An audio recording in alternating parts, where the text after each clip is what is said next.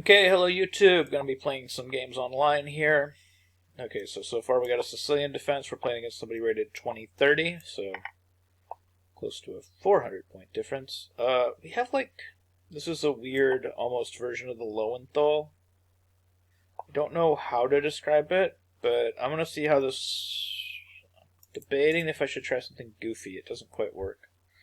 I wanted to play bishop g5, he has f6, and then I don't have, normally when I do my anti-Kalishnikov, I kind of do a double knight move, but here I don't have that option, so here I'm just going to deploy my knight this way, deploy this knight behind it.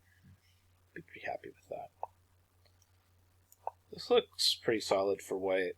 We're going to take here.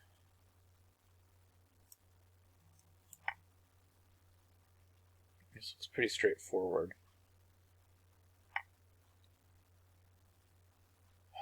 Bishop d3 maybe? I can meet f5 with takes.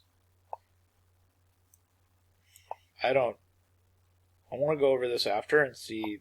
I don't understand any of Black's moves. Just complete, total honesty here. Okay, so knight d5 we're going to take, and if he does nothing, we've got this. But now this light square is weak. I don't see where he castles. Knight d4, we're going to kick it right away. The knight starts running out of squares. We kick it back to, or he just goes back right away. Okay, so now we're going to play queen g4, dominate the light squares. We're threatening this, which would be devastating. He's about to run out of ideas here. I have a feeling this game's going to end at some point. I just have to decide what the next right move is. Maybe just castles looks fine. Also, castles queenside looked fine. A lot of moves look fine here. We don't want to exchange off any of his bad pieces, which are basically like all of his pieces right now are much worse than mine. On top of being down in exchange, his bishop, of course, has nowhere to go. His knight is not actually very good. I'm going to actually threaten to trap the knight, because if I'd have played b4 right away, he would have had knight d7, but here he doesn't have any knight move, so he completely missed the threat.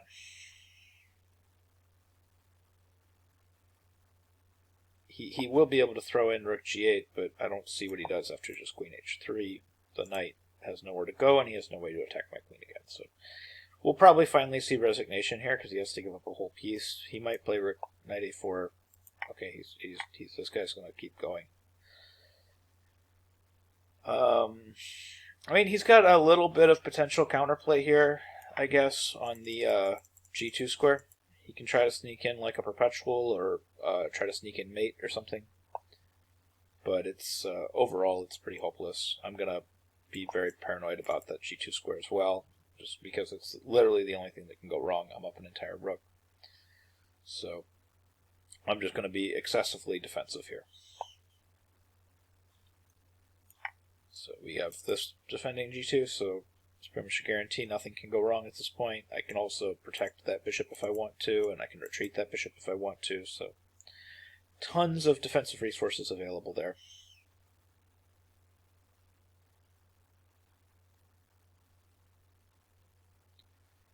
There's pretty much zero risk of anything going wrong as long as I'm the least bit attentive here. So we're going to just play check. I mean, it's still, even positions like this require a little bit of attention, because obviously this is the most tempting move and I should play it. But of course, you can't win without taking any risks at all. You have to at least give him the option to, come in, I guess, a little bit. I don't know.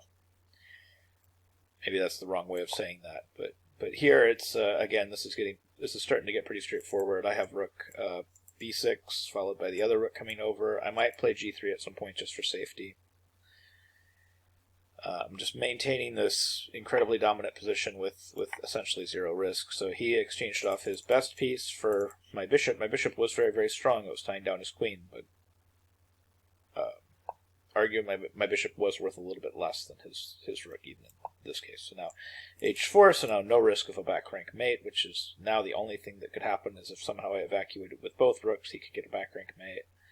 His bishop obviously is doing absolutely nothing, so now this is my threat. I don't even know how he stops that. I mean, he could have resigned this game many, many moves ago. H6, H7, H8 is a threat. Also, I could play Rook B3, Rook G3, etc. So he's offering a queen exchange. He can stop the queen. I mean, that's about all he can do. And even that's kind of sad. I have 2 extra rooks. Okay, so I don't know why he decided to keep playing that game. Past a certain point, it was really pointless. So let's just look at the part of the game. And of course, you're going to see, I played a nearly perfect game, but that's not saying a whole lot. It's easy to play a perfect game at least for me. If I have a big advantage, it's very easy to play a perfect game because where can I go wrong? All my pieces were great, so I had very little in terms of where am I going to get the Senny pawn lost there? How am I going to make my position significantly worse? I really have to work at it at a certain point. So kind of the relevant part of the game was really the opening where he plays kind of this early Lowenthal. So it is kind of interesting to note, if I did everything correctly here, knight d5 looks fine. We have at least one game that we're following here, but g3 was played. I played the better move, so definitely can't fault myself for that. Brought my other knight out, and then we transposed into a Defermian game. So Nick knows his theory. We have bishop e3 here was played in the Defermian game. My move is just as good. Now, I was expecting bishop takes f6 here. Yeah, and then I guess I went a pawn. So, bishop f6, I could have won this pawn. I could have played knight f6 and then kind of queen f6 and then queen takes pawn. And this has been played a handful of times. It's slight edge white, but black does have a lot of compensation after rook d8. So this would have been an interesting direction he could have gone. That would have been worthwhile. I think it's also possible, after bishop f6, just to play something simple. I don't like bishop d3 right away, maybe, but I could even just play a3. And I think this should be okay. A3 should be fine. It's still equality. Maybe bishop d3 right away is fine as well. Yeah, so both of these moves are probably okay. Maybe, yeah, I feel like either one of these moves, bishop d3 here, knight f6, I guess, taking on d6 is fine. Okay, so he took gf, which is just terrible. And the computer wants to play knight e3. I played bishop d3, which doesn't make any difference in the evaluation. Queen c8, and then, yeah, this is already resignable, but also he made everything ridiculously simple. This isn't a hard position for white to play. The moves are pretty easy to find. Part of it is I can play almost anything here, and my evaluation probably won't change.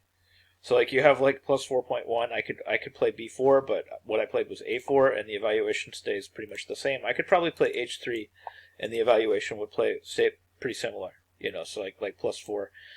He just, all of his pieces are bad. The rook is bad, the queen is bad, the bishop is completely trapped, and the king can't castle. So it's you're not going to do anything to damage your evaluation here as white, as long as you just make halfway reasonable moves. So it's hard to blunder this position away at this point. And honestly, he should have just resigned. Right here, it's kind of pointless to play it out. I mean, I understand he wants to try something, but just move on to the next game. That's what I would have done. Anyways, I hope you found this video helpful. Hope you learned something new about chess. Thank you for watching.